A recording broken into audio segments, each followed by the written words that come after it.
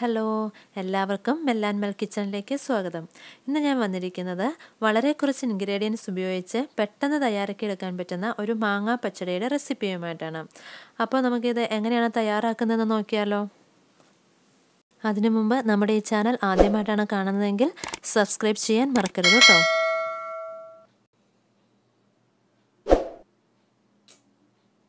അതിനായി ഞാനിവിടെ അത്യാവശ്യം വലുപ്പമുള്ള 2 മാങ്ങ കഴുകി വൃത്തിയാക്കി എടുത്തിട്ടുണ്ട്. ഇനി നമുക്ക് അതിൻ്റെ തൊലി ഒന്ന് കളഞ്ഞെടുക്കണം. തൊലി ചെത്തി എടുത്തില്ല എന്നുണ്ടെങ്കിൽ നമ്മൾ കറി വെച്ച് കഴിഞ്ഞ് വരുമ്പോഴത്തേക്കും ആ തൊലിയൊക്കെ ഒരു ബ്ലാക്ക് കളറിലിരിക്കും. അപ്പോൾ അത് കാണാനൊരു ഭംഗി ഉണ്ടാവില്ല. അപ്പോൾ അതുകൊണ്ട് തൊലിയൊക്കെ ചെത്തി വളരെ ചെറുതായിട്ട് കൊത്തി എരിഞ്ഞെടുക്കണം കേട്ടോ. ഈ മാങ്ങ അധികം പുളിയില്ലാത്ത മാങ്ങയാണ്. നമുക്ക് ശരിക്കും പറഞ്ഞാൽ പുളി വേണ്ടവർക്ക് പുളിയുള്ള മാങ്ങ എടുക്കാം. ഇവിടെ പുളി അധികം താല്പര്യമില്ലാത്തതുകൊണ്ട് ഞാൻ പുളി കുറവുള്ള മാങ്ങയാണ് കേട്ടോ എടുത്തേക്കുന്നത്. ഇപ്പോൾ നമ്മുടെ മാങ്ങ തൊലിയൊക്കെ ചെത്തി റെഡിയാക്കി വെച്ചിട്ടുണ്ട്. ഇനി നമുക്ക് നന്നായിട്ടൊന്ന് ചെറുതായിട്ട് കൊത്തി എരിഞ്ഞെടുക്കണം. എത്ര ചെറുതായിട്ട് അരിഞ്ഞെടുക്കുന്നുണ്ടോ അത്രയും നല്ലതാണ് കേട്ടോ. കണ്ടോ, ഇതുപോലെ കൊത്തി കൊത്തി കൊത്തി അരിഞ്ഞെടുക്കണം കേട്ടോ. വളരെ ചെറുതായിട്ട് വേണം അരിഞ്ഞെടുക്കാനായിട്ട്. ഇതിൽ ഞാൻ കൊത്തി അരിഞ്ഞപ്പോഴത്തേക്കും കുറച്ച് വലിയ വലിയ പീസുകളൊക്കെ വീണിട്ടുണ്ട്. അപ്പോൾ അത് നമുക്ക് എടുത്തിട്ട് ഒന്നുകൂടെ ചെറുതാക്കി ഇട്ട് കൊടുക്കാം. കണ്ടോ, ഇതുപോലെ. ഇനി ഇതിവിടെ ഇരിക്കട്ടെ. അടുത്ത് നമുക്ക് വേണ്ടത് കുഞ്ഞുള്ളിയാണ്. കുഞ്ഞുള്ളി കുറച്ച് കൂടുതൽ എടുക്കുന്നതായിരിക്കും നല്ലത്. ഞാനിപ്പോൾ ഇവിടെ ഇത് കുറച്ച് എടുത്തിട്ടുണ്ട്. ഇത് ഏകദേശം ഒരു 10-25 എണ്ണമൊക്കെ കാണുമായിരിക്കും. അത് ചെറുതായിട്ട് അരിഞ്ഞെടുക്കുക കേട്ടോ. ഇതാ ഇവിടെ അരിഞ്ഞെടുത്ത് വെച്ചിട്ടുണ്ട്. ഇനി നമുക്കൊരു പാൻ എടുക്കാം. പാനിലേക്ക് വെളിച്ചെണ്ണ ഒഴിച്ചു കൊടുക്കുക. അത് ചൂടായി വരുമ്പോൾ കടുക് ഇട്ട് കൊടുക്കുക. ഇവിടെ കടുക് പൊട്ടാൻ തുടങ്ങിയിട്ടുണ്ട്. ഇനി നമുക്കിതിലേക്ക് ഉള്ളി ഇട്ട് കൊടുക്കാം. ഇനി നമുക്കിത് ജസ്റ്റ് ഒന്ന് വാട്ടിയെടുക്കണം. അതിനുശേഷം അതിലേക്ക് നമുക്ക് 2 പച്ചമുളക് ചെറുതായിട്ട് അരിഞ്ഞ് ഇട്ട് കൊടുക്കണം. എരിവിനനുസരിച്ച് കൂട്ടുകയും കുറയ്ക്കുകയും ചെയ്യാം. പച്ചമുളകല്ല, ഇതിന് ഏറ്റവും ബെസ്റ്റ് കാന്താരി മുളകാണ്. ഇതിപ്പം കാന്താരി മുളക് എനിക്ക് കിട്ടാത്തതുകൊണ്ടാണ് ഞാൻ പച്ചമുളക് ഇട്ടേക്കുന്നത് കേട്ടോ. പിന്നെ നമുക്ക് കുഞ്ഞുള്ളി കിട്ടിയില്ലെങ്കിൽ സവോള ആയാലും യൂസ് ചെയ്യാം. പക്ഷേ ടേസ്റ്റ് കൂടുതൽ ചെറിയുള്ളി ആയിരിക്കും. അതുകൊണ്ട് ചെറിയുള്ളി തന്നെ ഉപയോഗിക്കാൻ ശ്രമിക്കുക കേട്ടോ. ഇതാ നമ്മുടെ ഉള്ളിയൊക്കെ ഇപ്പം വാടി വന്നിട്ടുണ്ട്. ഇനി നമുക്കിതിലേക്ക് നമ്മൾ അരിഞ്ഞു വെച്ചിരിക്കുന്ന മാങ്ങ ഇട്ട് കൊടുക്കണം. ഒന്ന് ഇളക്കി കൊടുക്കുക.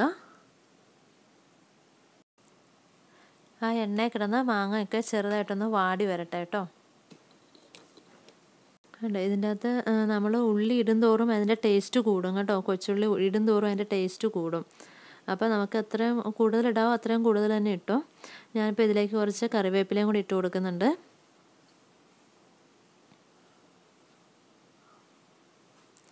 നന്നായിട്ട് ഇളക്കിക്കൊണ്ടിരിക്കുക.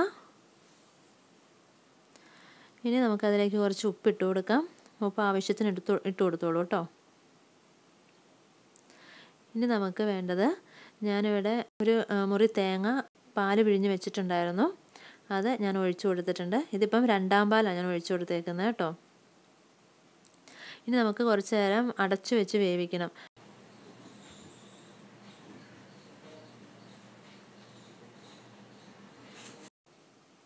അപ്പോൾ ഇത് തിളയ്ക്കാൻ തുടങ്ങിയിട്ടുണ്ട്.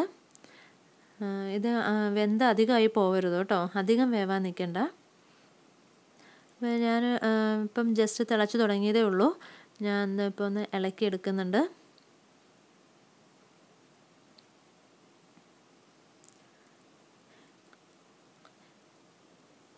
ഇനി നമുക്കിതിലേക്ക് നമ്മുടെ 1ാം പാൽ ഒഴിച്ചു കൊടുക്കണം. 1ാം പാൽ എടുത്തു കഴിഞ്ഞാൽ പിന്നെ തിളയ്ക്കാൻ നിൽക്കണ്ട കേട്ടോ. അതൊന്ന് ജസ്റ്റ് ഇളക്കിയെടുക്കുക. കണ്ടോ, ഇതുപോലെ. ഇനി നമുക്ക് ഫ്ലെയിം ഓഫ് ചെയ്യാം. ഇപ്പോൾ നല്ല വൈറ്റ് കളറിൽ അതിൻ്റെ ഇടയ്ക്ക് ഉള്ളിയുടെ കളറൊക്കെ ആയിട്ട് നല്ല രസമുണ്ട് കാണാൻ വേണ്ടിയിട്ട് കേട്ടോ.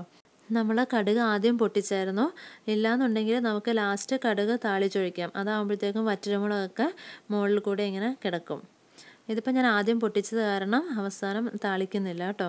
ഇനി നമുക്ക് ഇതൊരു ബൗളിലേക്ക് മാറ്റാം. കണ്ടോ, കാണാൻ നല്ല സൂപ്പറല്ലേ? നല്ല വൈറ്റ് കളറിൽ ഉള്ളിയുടെ കളറും പിന്നെ കറിവേപ്പിലയുടെ കളറും ഒക്കെ ആയിട്ട് സൂപ്പറാണ്. അതുപോലെ കഴിക്കാനും സൂപ്പർ ടേസ്റ്റാണ് കേട്ടോ. വളരെ പെട്ടെന്ന് നമുക്ക് റെഡിയാക്കി എടുക്കാൻ പറ്റും, അധികം സമയമൊന്നും എടുക്കില്ല. അപ്പോൾ എല്ലാവരും ട്രൈ ചെയ്ത് നോക്കുക. അപ്പോൾ വീഡിയോ ഇഷ്ടമായ ലൈക്ക് ചെയ്യുക, ഷെയർ ചെയ്യുക. കൂടാതെ നിങ്ങളുടെ ഫീഡ്ബാക്കും ഞങ്ങളെ കമൻറ്റായി അറിയിക്കുക. അപ്പോൾ അടുത്തൊരു വീഡിയോയിലൂടെ നമുക്ക് വീണ്ടും കാണാം. Okay, bye bye, thank you.